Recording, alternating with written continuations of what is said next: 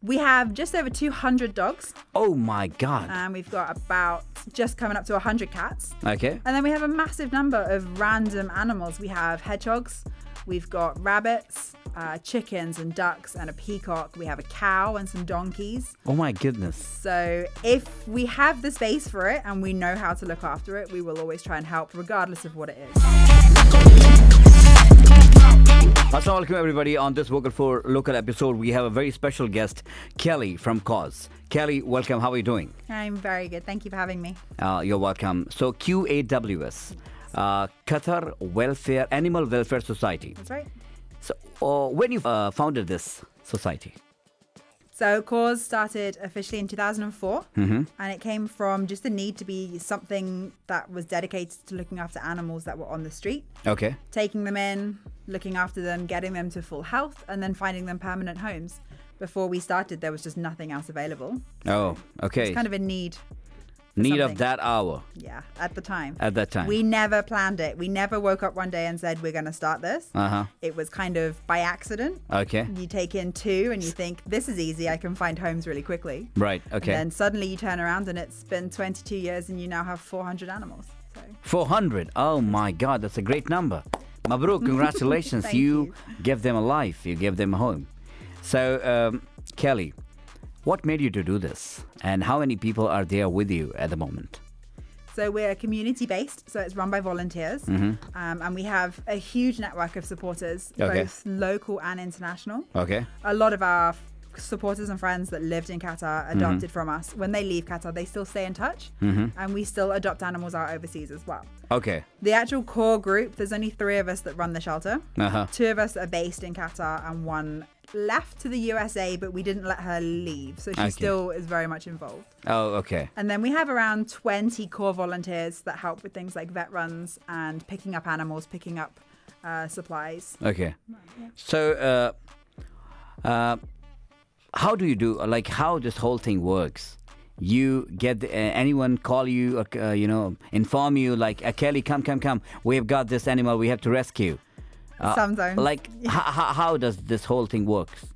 So our priority is animals that are currently on the streets. Okay. So if someone calls us and says, I have a dog or a cat and I don't want it anymore or I can't keep it anymore, we normally will give them advice on what they can do to maybe, if they're having issues behaviorally, we give them advice on how to fix the problem so they don't have to lose the animal. Right. If they genuinely cannot keep it anymore, then we'll give them advice on how they can rehome it themselves. Okay. Our priority is animals that are on the streets that don't have anyone. So people will call us, or invariably we will find them or go out because we've seen a post about an animal in need. Okay. Pick them up and bring them into the shelter. And then we kind of have like an intake process where we bring them in. They go into isolation originally just to make sure that they're completely healthy. Okay. And then they get behaviorally assessed. So we learn about the animal, what they like, what they don't like, what kind of a home that they're suited to. Okay. So there's a whole involvement involved so that when eventually they go to the home, it's the right one for them. At the moment, how many species do you have? We have about 22 different species. Oh, mainly cat, dogs, and? We have just over 200 dogs. Oh my God. And we've got about just coming up to 100 cats. Okay. And then we have a massive number of random animals. We have hedgehogs, we've got rabbits, chickens and ducks and a peacock. We have a cow and some donkeys. Oh my goodness. So if we have the space for it and we know how to look after it, we will always try and help regardless of what it is. I think the only ones we ever turned down was we got a request for 4 lions and we had to say no to the lions because we didn't have space. Oh, if they will come to the shelter, then everyone else will be. They're just big cats, right? Oh my goodness. So now dogs, 200 dogs, 100 cats. Don't you experience the behavioral issues with these dogs, stray dogs? It's very difficult to keep them in, inside the area, with so many other dogs. So we're strong believers that there's no bad dogs, just bad owners, basically. And so even when they come in off the streets, there's certain things that we can do for the rehabilitation. A lot of them have been neglected or abused, are very frightened of humans. So some of them come in and straight away they're ready to be rehomed. And other ones, there's a bit of a process where we work with them, get them to learn to trust again before we even consider rehoming them. They don't all just live free together. Okay. That would be a disaster. So they do have their own individual quarters. Some of them lives in pairs, or if it's like a group of brothers and sisters, they live in a slightly bigger group. Okay. But in the main, most of our dogs live individually, and then they go out and socialize together a couple of times a day, but they like their own space. Oh, nice. So who takes care of that area? Where they? So we have you give them some caretaker there. We have a team that look after them, because it's obviously a huge involvement. I mean, the dogs themselves get walked twice a day, every day, and they don't care if it's raining or if it's a public holiday.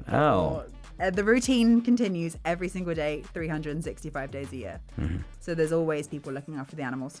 So it must be a very costly affair for you. It's community based, so we all kind of do our part. We all have full-time jobs that help like cover our costs for it. We have a lot of support from community as well with things like our vet bills. If we have an animal that comes in need, we know that there's always somebody that will help that animal out, so that we can get them the vet care that they need. So now, if somebody wants to adopt from you, from QAWS, from CAUS, how? The first thing we always say is come out to the facility and meet us and meet the dogs, meet the cats, meet the animals. We kind of have like for lack of a better word, it's an interview process where we ask lots of seemingly very random questions about your accommodation, your family type, your experience. And then questions like, how active are you? Are you looking for a pet that's going to want to go running for 1 hour a day? And when you have more than 300 animals, we ask all these questions because mentally we're cutting down the list of who would work really well. And then we kind of get a short list of maybe 10 or 12 animals that we'll introduce you personally and say, look, this is good for you. We do get people that come to us and say, listen, I work 12 hours a day. I live in a 1-bedroom apartment. I've never had an animal before. I want a husky puppy. It's never going to work. Like it's the complete opposite of what you should be getting. So we do kind of have a back and forth conversation, and we explain the reasoning about why we're recommending these pets. And we have a very, very good adoption rate. It's very rare that an animal has to be returned back. And we're pretty sure that it is the right animal before they ever leave the shelter. Oh my God. I mean, it's a nice counseling you do, eh? So you also have a great knowledge about animals. Yeah. My background, my degree is actually animal management and welfare. That's what I studied at university. Okay. Kelly, the right perfect person for this then, huh? And years of experience. You learn from your mistakes, and you absolutely. So you're utilizing a degree as well as your experience for some amazing cause. Thank you. So any special story of adaptation you came across?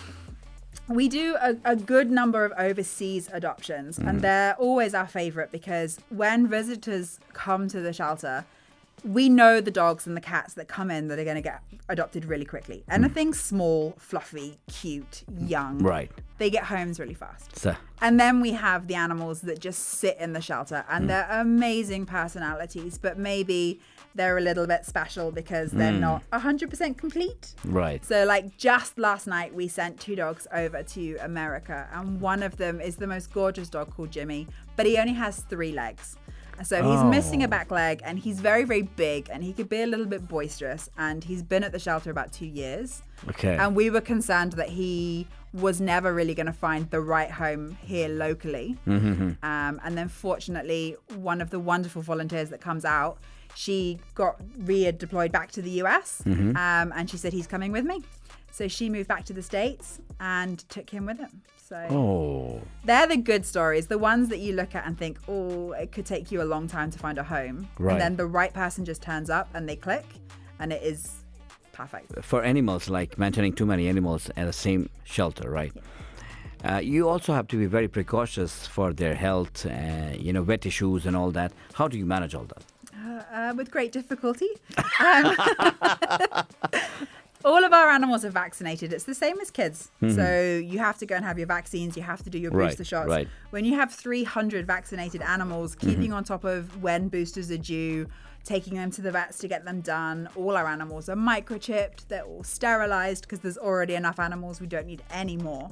So keeping on top of that, we actually work with an online shelter management computer system that sends us alerts on a weekly basis with who needs to do what. So we cheat a little bit there. Okay.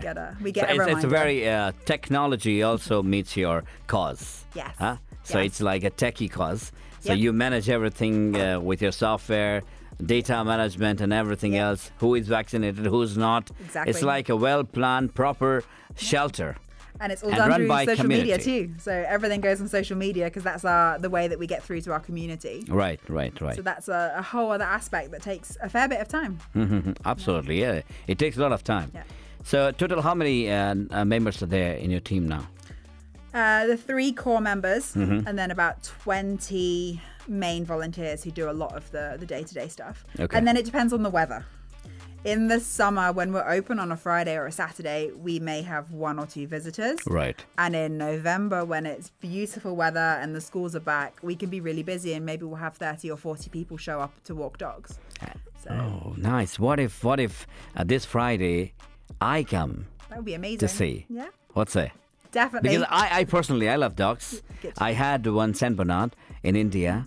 I couldn't take him here because COVID was, that time the COVID problem was there. So he was there with my aunt, but recently he passed away. Oh, I'm sorry. Oh, it's really heartbreaking. That's the worst part of having a pet. Yes, absolutely. That's what actually stopping me to adopt another one.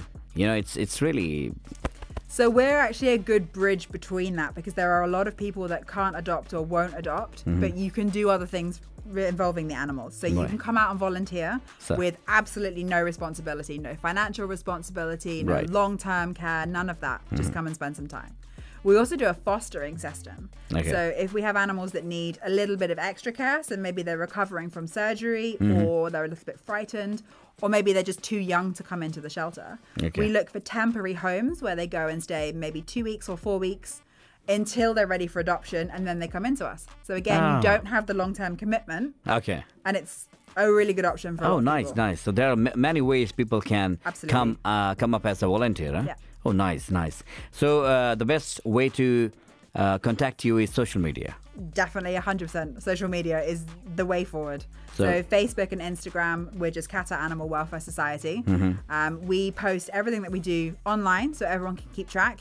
And it's also a nice way when we have special animals in, you can follow their story through social media as well as we post their updates. All right. So those, ladies and gentlemen, Kelly with us, Kelly Allen from UK, who is working in Qatar, plus also doing a great cause for animals. QAWS, Qatar Animal Welfare Society. You can follow them. And also, if you're looking to adopt a beautiful dog or cat or any animal, do contact them. Do follow them on social media, as well as you can get them through their contact. Thank you so much, Kelly, for great effort and all the very, very best.